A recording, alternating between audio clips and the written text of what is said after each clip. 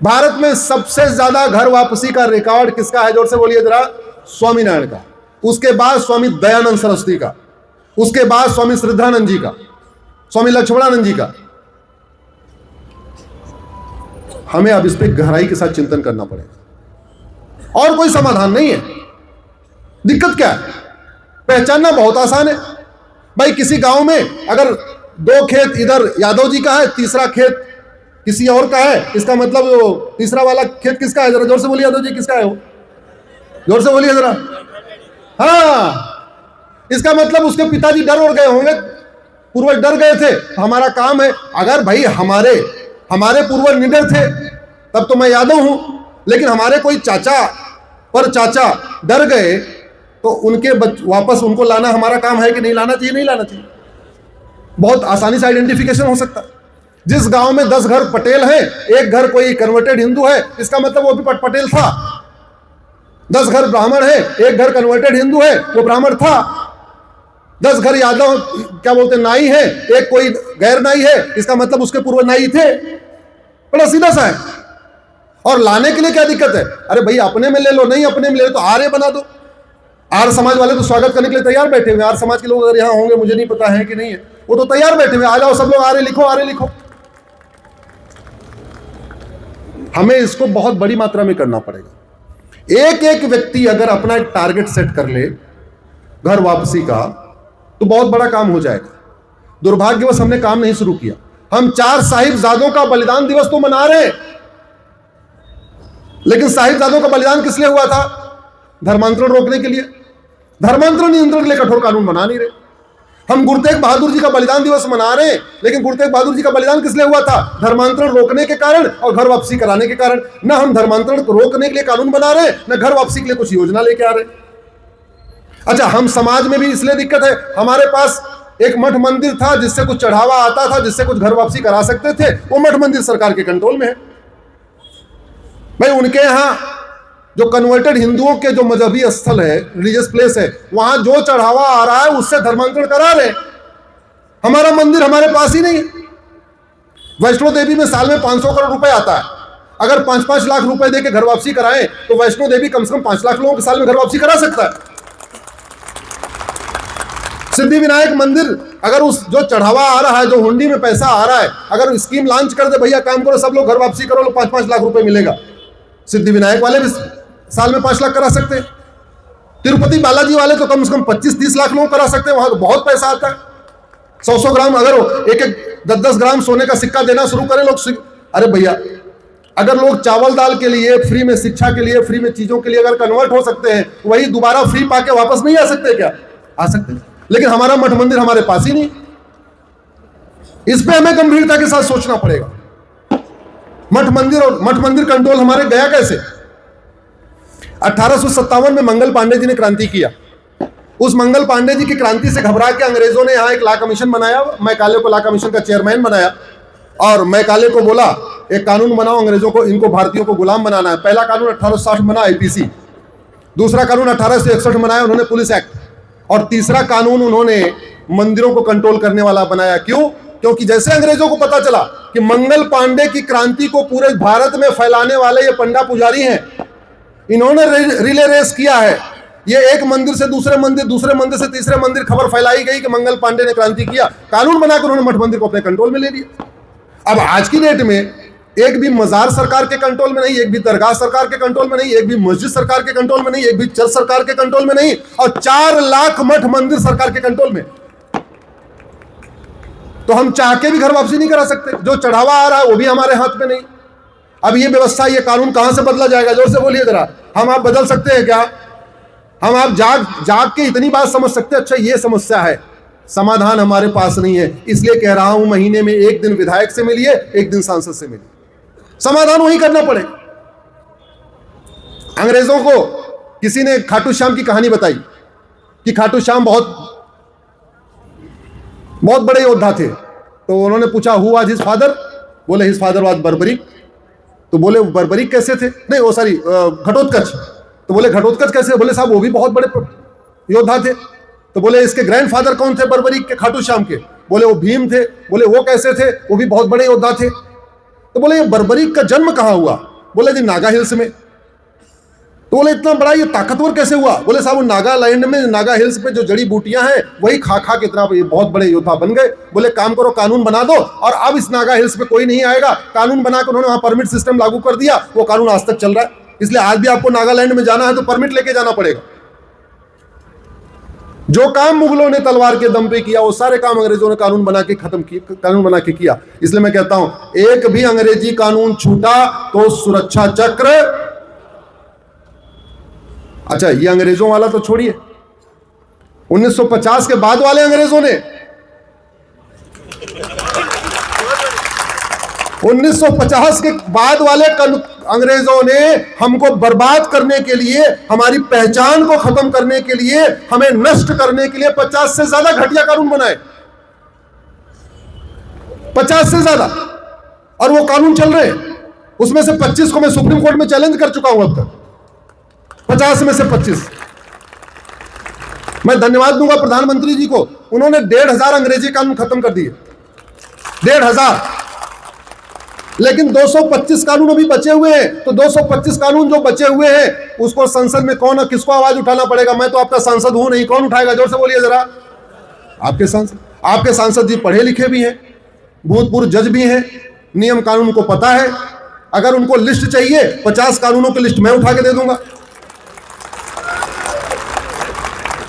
अगर उनको लिस्ट चाहिए तो 225 अंग्रेजी कानूनों की लिस्ट दे दूंगा और 50 1950 के बाद वाले कानूनों की लिस्ट दे दूंगा। हर सत्र में 2-2 3-3 के बाद आवाज उठाते रहे, देखिए बदलाव शुरू हो जाएगा। आखिर घुसपैठ पे चर्चा शुरू हुई कि नहीं हुई? धर्मांतरण पे चर्चा शुरू हुई नहीं? जनसंख्या नियंत्रण पे चर्चा शुरू हुई कि नहीं हुई? कैसे?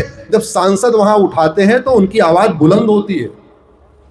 और एक बात यह भी याद रखिएगा, सांसद और विधायक को लॉ मेकर कहते हैं, और सांसद विधायक किसी पार्टी का नहीं होता। कोई व्यक्ति 10 लाख वोट से भी जीत जाए, जब तक वो शपथ नहीं लेगा संविधान की, तब तक उसको वेतन भत्ता गाड़ी बंगला मिलेगा नहीं। 10 लाख वोट से जीत जाए, डीएम उसको वो भी दे दे, क्या कहते हैं वो, सर्टिफिकेट भी दे दे, तब भी वो सांसद विधायक नहीं कहलाएगा, तब भी उसको कुछ मिलेगा नहीं। वेतन भत्ता, गाड़ी बंगला, free air ticket, free rail ticket, आजीवन पेंशन तब मिलेगा जब वो संविधान की शपथ लेगा। और संविधान की शपथ किस लिए लेता है? संविधान में लिखी हुई बातों को लागू करने के लिए। जो बातें संविधान में लिखी हुई हैं ये केवल पढ़ने के लिए नहीं है, ये किस लिए है? जोर से बोलिए जरा। लागू करने के। तो संविधान में लिखा हुआ है अगर किसी एक राज्य में ज्यादा गड़बड़ी होने लगे तो राष्ट्रपति शासन लागू कर दो, और पूरे देश में अगर कोई खतरा बढ़ने लगे तो सीधे सीधे इमरजेंसी लगा दो। आर्टिकल 352। इस देश में राष्ट्रपति शासन लागू हुए, लेकिन किसके लिए? सत्ता की खातिर, सनातन की खातिर आज तक कभी राष्ट्रपति शासन लागू नहीं हुआ।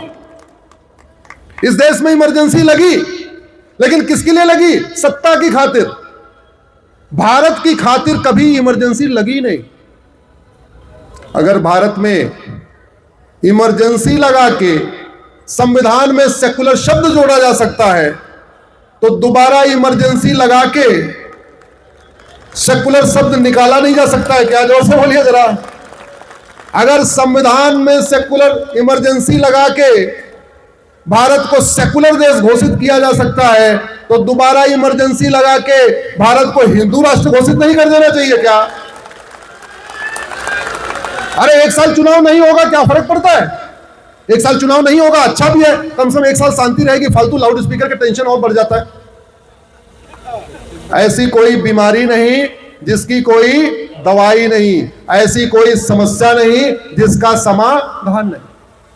हर बीमारी का इलाज है, हर बीमारी की दवाई है। भारत की कोई भी समस्या लाइलाज नहीं है, भारत की कोई भी समस्या विश्वव्यापी नहीं है। समय बहुत हो चुका है, आप लोग काफी देर से आके बैठे हैं, माताएं बहनें भी बैठी हैं, क्या पता घर जाके रोटी वगैरह भी बनाना पड़े। खाना बना के आई होंगी तो अच्छी बात है। तो मैं अपनी बात अब खत्म करता हूं। आप लोगों से 1-2 आग्रह करता हूं। सोशल मीडिया का उपयोग सोशल वर्क के लिए करिए। हम सोशल मीडिया का उपयोग पर्सनल मीडिया के रूप में करते हैं। फेसबुक का उपयोग अपनी बर्थडे की फोटो, अपनी इसकी फोटो, अपनी उसकी फोटो ना करिए, वो अच्छा है, करिए, लेकिन उसको अब सोशल मीडिया को राष्ट्रहित की मीडिया बना दीजिए। कैसे बनेगी राष्ट्रहित की मीडिया? अब हमारे शशिकांत भाई साहब बैठे हुए, अभी क्या पता इन्होंने फ्रेंड बनाया हो, उसमें यादव को ज्यादा प्रायोरिटी दी हो क्योंकि यादव हैं। तो अब यादव को दोस्त नहीं बनाना, केवल शशि शशि शशि को बनाना। हमारे पवार साहब बैठे हैं, हमारे जिलाध्यक्ष जी बैठे हुए, सब लोग 5-5 हजार फेसबुक फ्रेंड बनाइए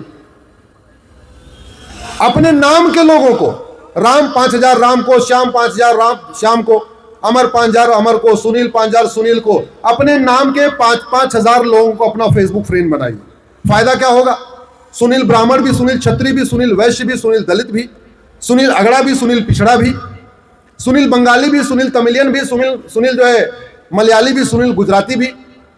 तो जाति का भेद खत्म होगा, भाषा का भेद खत्म होगा, क्षेत्र का भेद खत्म होगा और हम सब एक हो जाएंगे।